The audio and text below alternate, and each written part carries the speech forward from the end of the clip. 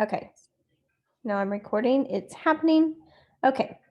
So before we get started, I want to make sure that everyone is on the same page as far as the rest of the week's schedule and exam two schedule and stuff like that. So right now in Math Lab, 12.5 and the practice exam are open. So this practice is for exam two. Just like it was with exam one, guys, the practice looks just like the actual exam. So I highly recommend it, not only for the good practice, but because always it's a quiz grade, you guys. So don't think it's optional. You do have to take it for a quiz grade, but sorry.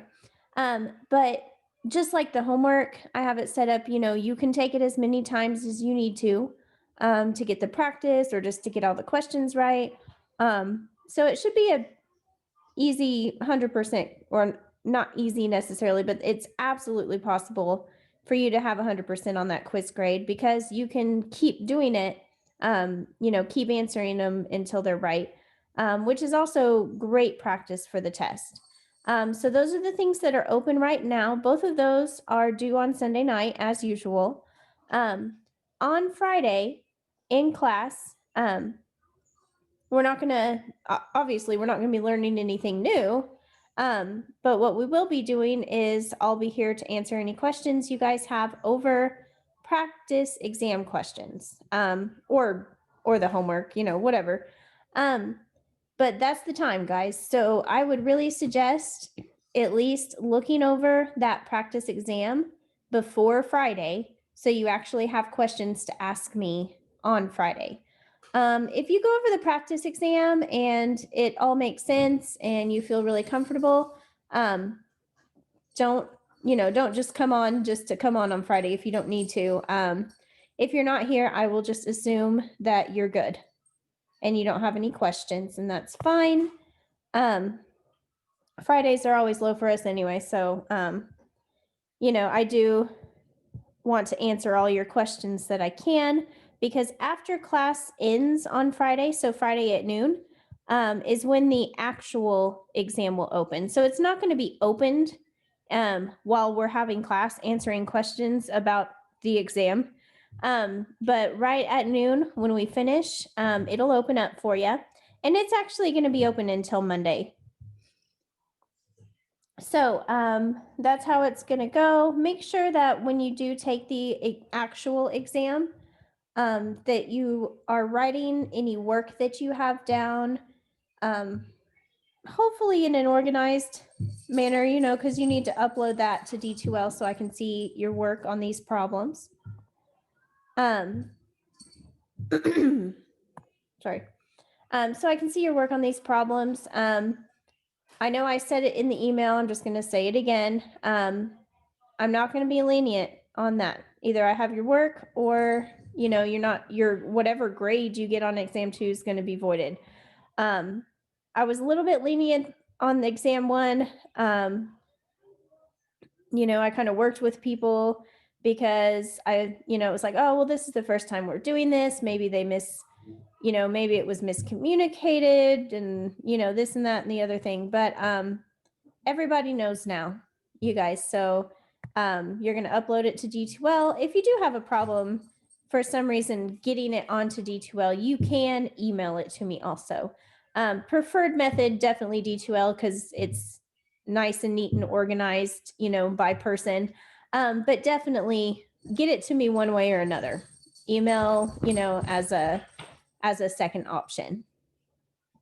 Okay, so with that being said, guys, I'm going to share my screen with you. I'm going to pull up some questions on related rates that are word problems, so they're applications. Related rates really works best in application.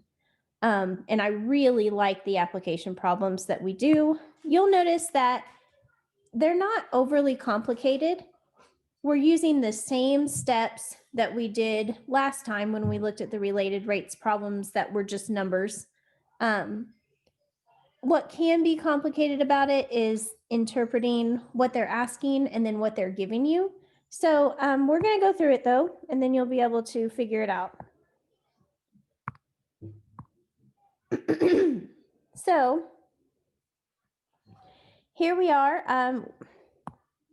You should see my, so what I've got pulled up is actually the text, our textbook from, and you know it's always accessible in MathLab. I don't know if you've ever accessed it or not, but it's here. You guys, so I've pulled up the text and I want to look at some questions in this text. So I am focusing on number 11 to start with. You guys, in this problem, we've got some information for PepsiCo. And what we know is that the relationship between revenue, R, so here's your first variable, it's going to be revenue. This is very important that it's in millions. So keep that in mind. And the number of employees, N, that's our second variable, that's going to be written in thousands, also very important. But the relationship between R and N is given by this equation here. 4R squared equals 961 N cubed. So there's your relationship equation relating R to N. I also know that in 2007, PepsiCo generated a revenue of 39 billion. So this is where, remember in the other problems, they gave you a point with values for X and Y because we had to sub those into the equation. You guys, it's giving us that point. It's telling us that R is 39 billion. Be careful though, because R is in millions. So how can I write 39 billion in millions? You have to think about that. You guys, it's 39,000 millions. So our R is actually going to be 39,000 because I do have to write it in millions. It also says that we had 185,000 employees. Number of employees is N. So here it's giving us N. N is in thousands, so that's just going to be 185. Now, the third piece of information it gives me is one of the rates. It says it was adding employees at a rate of 13,000 per year. So rate of N is what it's giving you, the rate of change in numbers of employees. So that's going to be your dN dt. And you guys, we're adding 13,000 per year. So your dN dt is 13,000, but remember N is in thousands. So dN dt is just going to be 13. Now, using all this information, let's go to the note screen so we can do this problem. I got to push mouse. Okay, there we go. Oh, I have all kinds of things there. All right, let's go up. All right, so I already have that equation written down here. Let's go ahead and write down the stuff it gave us. So what did I find? I found that R was 39,000 and N was 185. And it also gave me dN dt, which is 13. All right, so how do I start a related rates problem?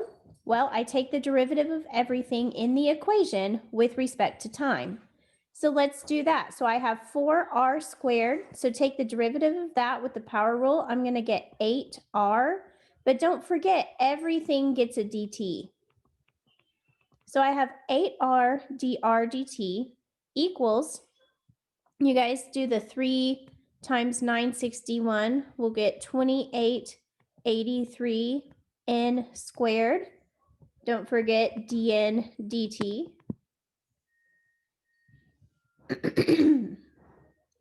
And then, so we've taken the derivative with respect to time. What do I do next? You guys, that's where I put in the values it gave me. So you'll notice there's a place to put in all of those. I underlined drdt, but that's what we're looking for. So you guys, you're going to have 8 times r. This is where you put your r equals 39,000. drdt, that's what we're looking for, so we don't know that. Over here, I'll have 2883 times your n value of 185 squared. And then I also know dN dt is 13. So notice you have everything you need here to solve for dr dt. So let's simplify on both sides of the equation here. Let's do 8 times 39,000 and get 312,000 dr dt equals, over here, you guys, make sure that you square the 185 first before you multiply it by anything. So you guys, I squared 185, I got 34,225. Now I'm going to multiply that by 2883, and then I'm going to multiply it by 13. So you guys, all of that is just all multiplied together, and we get 1,282,718,775.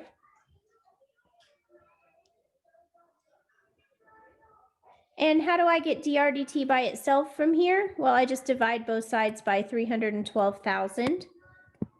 One thing we can't really control when we're looking at real world applications is how messy the numbers can get or how large the numbers can get. But that's what calculators are for, guys. So I have this 1,282 number divided by 312,000. And you'll get a decimal here. And for some reason on this problem, it actually doesn't tell you anything to round to. Your homework problems will always tell you what to round to.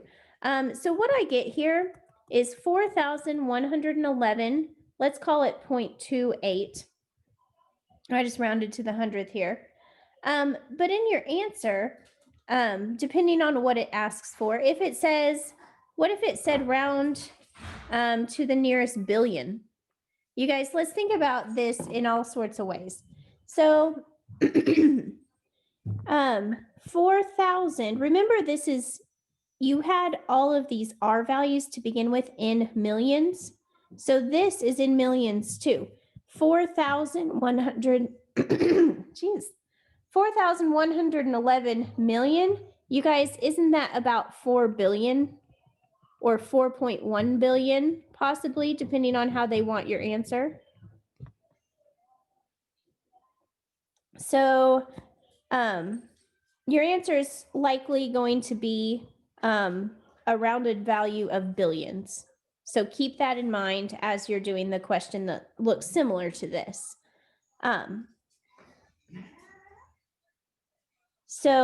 Before we move on to the next one, let's unpack what we found here.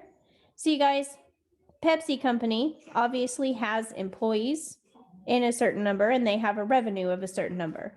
So in 2007, for example, they gave us that they had 185,000 employees and their revenue was $39 billion.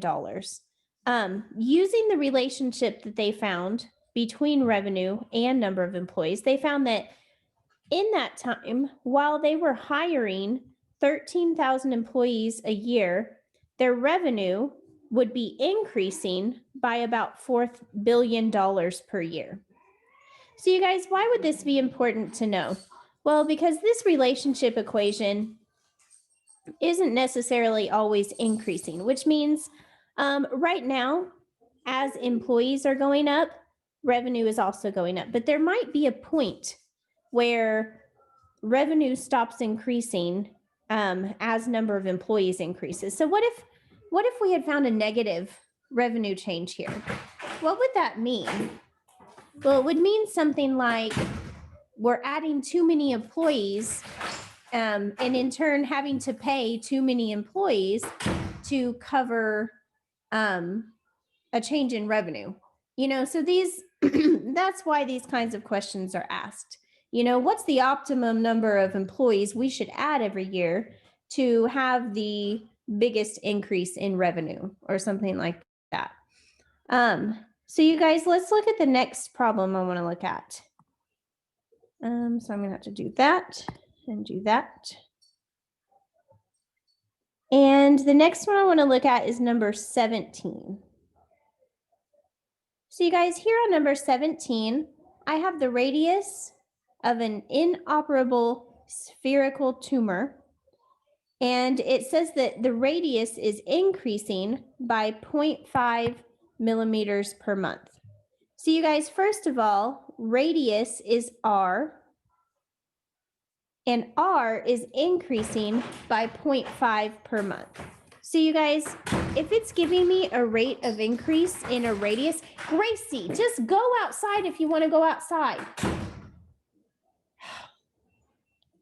Oh, my wonderful dog. I love her so much. Can you let her outside, Parker? Go on out, Gracie. She's being stubborn. She wants to do it herself. Sorry, guys. So anyway, guys, it's giving you how the radius is increasing over time. So this 0.5 millimeters is going to be your dr dt. And it is increasing, so we get that positive 0.5. It's okay, Park. You gave it a good shot. She'll go out if she wants to. Yeah, do that. That'll help. Okay. So what I want to know is how fast is the volume of this tumor changing? So you guys, volume is going to be our V. And so what I want to know is dV dt. And it also tells me at this time, the radius is 30 millimeters. So it's telling you that R is 30. We found that dr dt is 0.5. And what I want to find is dV dt. We are going to use this equation that relates volume and radius to each other. This equation is not specific to this problem either. This is just geometry, right? This is the volume of a sphere. But that is the equation that we are using for the relationship. So let's go back to the note screen. I gotta push the mouse. There we go. All right, so back to the note screen. Notice I already have this equation written out here. So I have my volume of a sphere equation that relates my two variables. Let's write down what we know. It said that R is 30 millimeters right now. And because everything it gave us was in millimeters, we can just say R is 30. I also knew that dr dt is going to be 0.5 because we were increasing by 0.5 millimeters per month. Okay, so notice that's all it gave me. It never gave me a value for V. But you guys, once I take the derivative of this equation, you're going to see that what it gave me is all that I need. So let's get started. You guys, what's the derivative of V? Well, what's the derivative of any just variable by itself? If it was an X, the derivative is 1, for example. Well, the derivative of V is also just 1, but remember, everything gets a dt. So it's really just dV dt over here. Now, when you're doing this one, this is actually a pretty simple derivative to take. Don't let this pi scare you or throw you off. Remember, pi is not a variable itself. It is just a number, just like the 4/3 is just a number. So we're going to use the power rule. We're going to bring the 3 down. So 3 times 4/3 pi is just 4 pi. So the 3 just cancels out. And then this is going to be r squared. And don't forget, this is where your dr dt goes. So now that you've taken the derivative of everything, notice there's no actual v's in here. So the fact that it didn't give me a value for v at this point is absolutely okay because I don't actually need it. So remember, you're solving for dv dt, and it's already right there by itself on this side of the equation. All I got to do is plug in values for r and dr dt. So dv dt here equals 4 pi times 30 squared times dr dt, which is 0.5. So once you multiply all this out, you will have dv dt. Now, when I'm multiplying on this, depending on what it wants my answer as, so if it said give an exact answer, what I would do is I would multiply the 4 times the 30 squared times the 0.5, and I would actually leave the pi alone and leave it as pi. So when I do that, I'm going to do the 30 squared first, that's 900. I'll multiply that by 4, and then multiply that by 0.5. So multiplying all these numbers around the pi, I end up with 1800 pi. So you guys, if I needed an exact answer, here it is. If it wants a rounded answer, well, this is where you'll go to your calculator and put in the 1800 and actually put your pi, use your pi button and multiply that 1800 times pi. Use your pi button. Don't just use 3.14. You're missing so many digits there. Your calculator should have a pi button. So do 1800 times pi. And what I get here is 5,654. Let's call it 0.87. It'll tell you what it wants you to round to, of course. But what are we saying here? So this is a tumor, you guys, and it's growing. I know how the radius is growing, maybe from imagery, scans and stuff. You could see, how far across it is and how it's growing. And then I'm going to use this volume formula to calculate how the volume is growing. So if this tumor is growing in radius by 0.5 millimeters per month, then the volume of that tumor is growing by 5,654.87 millimeters cubed per month. So we use the change in volume to find the change, or we use the change in radius to find the change in volume. All right. So let's, spoiler alert. I'm giving you the equation. We haven't looked at the problem yet. All right, so let's look at the last problem I want to look at. It is over here. Oh, I can't see it all. Hold on. I don't know if you've looked at our ebook, but it's kind of not the easiest thing to scroll around on. There we go. Okay, so it's number 27 here that I want to look at. Oh, no. Okay. All right, so let's read number 27. The campus bookstore has estimated that its profit, which is just in dollars, so that's nice. We don't have to change anything there, from selling X hundred basketball conference championship t-shirts, lots of qualifiers there, is given by P equals negative 48x squared plus 576x minus 528. So you guys, P is profit. X is how many t-shirts they sell. Notice it says X hundred. So your X is going to be in hundreds. So keep that in mind. And then it gives you this relationship between P and X. It says that currently the demand is 400 t-shirts. So you guys, what is it telling us there? And you might say, well, it's talking about demand. It never said there was a demand variable. You guys, it's telling you how many t-shirts they're selling right now. If the demand is 400, then they can sell 400 t-shirts right now. So this is your X value. Remember, X is in hundreds though. So your X value is going to be 4. So that's current demand, but euphoria over the championship is subsiding. So the demand is dropping by 100 t-shirts per day. Sorry. So you guys, it's telling you how X is changing. How many t-shirts they're selling is changing. And notice that it's dropping. It's not increasing. Like in our first two examples, we were hiring employees, so it was increasing. Or in the last one, the radius was getting bigger. It was increasing.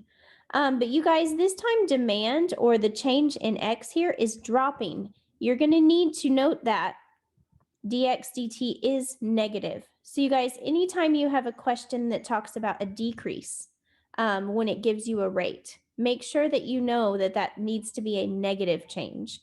And why is it -1? Well, because it's dropping 100 per day and we're in hundreds. So these are the things I know. So let's go back and work the problem on the note.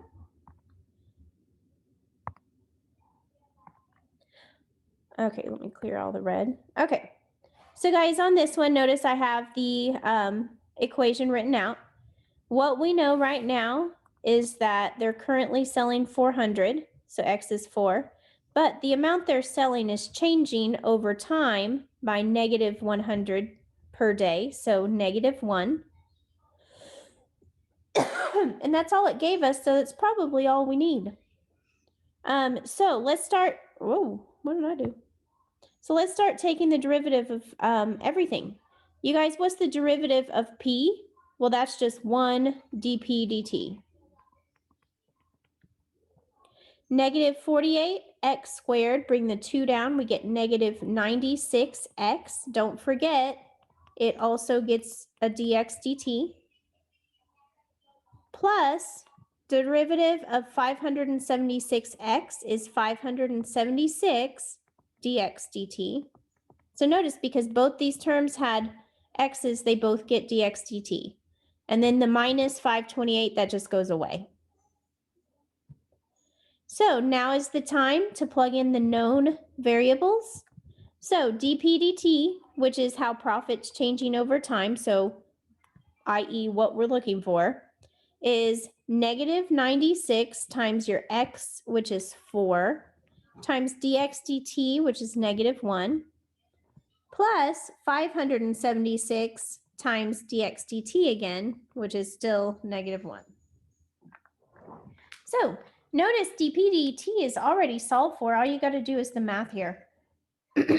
So you guys, 96 times 4 is 384. Notice it is going to be positive with these two negatives here.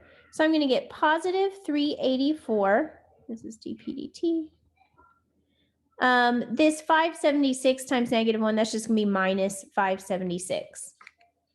So 384 minus 576 is -1.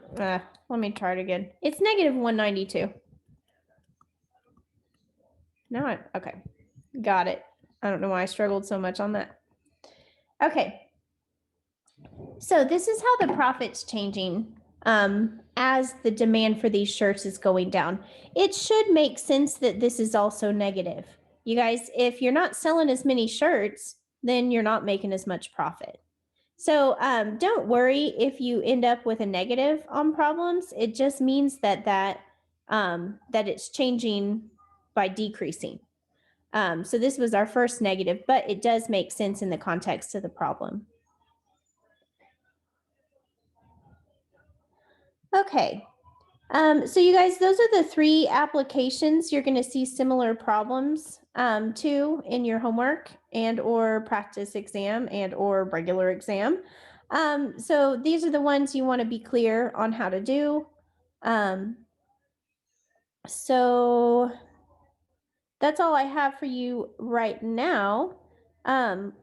Remember how Friday's going to work. Come if you've got questions. If you don't, that's okay. I won't hold it against you.